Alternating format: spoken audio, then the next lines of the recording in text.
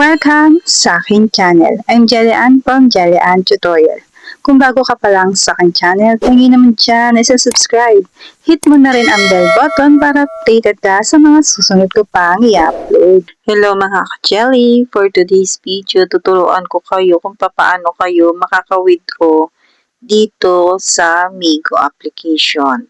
Kung interesado ka, tapusin mo itong video na to hanggang dulo. Dahil sisimulan ko na pagkatapos ng intro.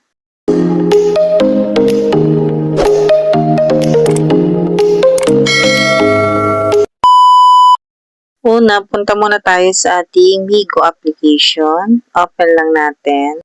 Sa mga wala pang Migo application, lalagay ko po yung link sa comment section kung gusto nyo po ng mga ganitong earning app. At kung hindi nyo naman po alam kung paano magsimula dito, meron naman po akong ginawang tutorial about kung paano nga magsimula dito sa Migo application. Ito po yan. Ayan. So, ilalagay ko na rin po yung link niyan sa comment section para po ma-direct po kayo sa video ko. Ito po ay hindi nyo na po kailangan dito mag-live. Open panel lang po ay sapat na. Kaya maganda po itong earning app na to. Tapos legit pa siya kasi nga po nakasahod na ako. Dito nga sa video ko, ituturuan ko kayo kung paano mag-withdraw. Pero mas magigets nyo po ito kung papanoorin nyo po muna itong video na to. Kung paano po maglagay ng GCash number or bank account para makapag-withdraw.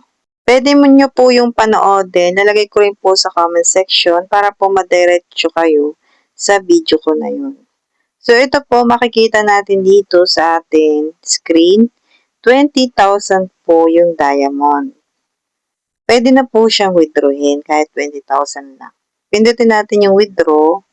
And then dito meron na tayong GCash na nakalagay.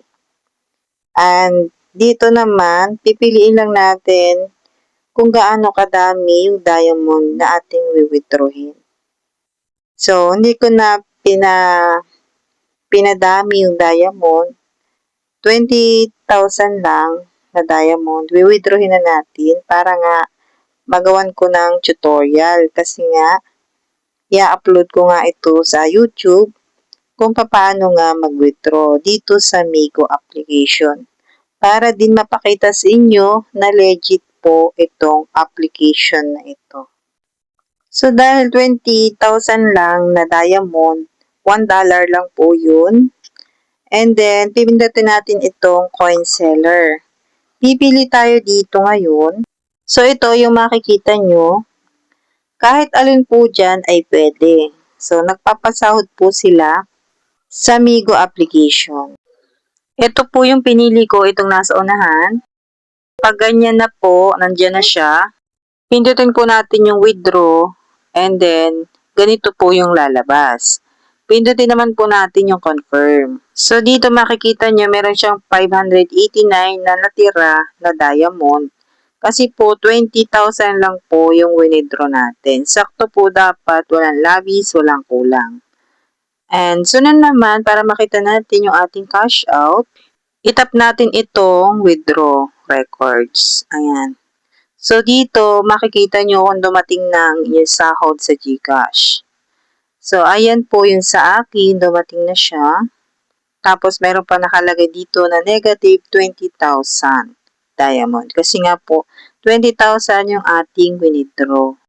At ang halaga po noon ay 56 pesos. Kasi po, $1 lang po yung katumbas ng 20,000 na diamond dito sa Migo application.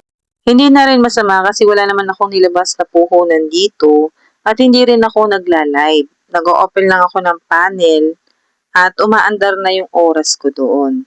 So, ito na nga po yung ating sahod dito sa Migo application. At isa po ito sa masasabi kong legit kasi nga po naka-withdraw ako.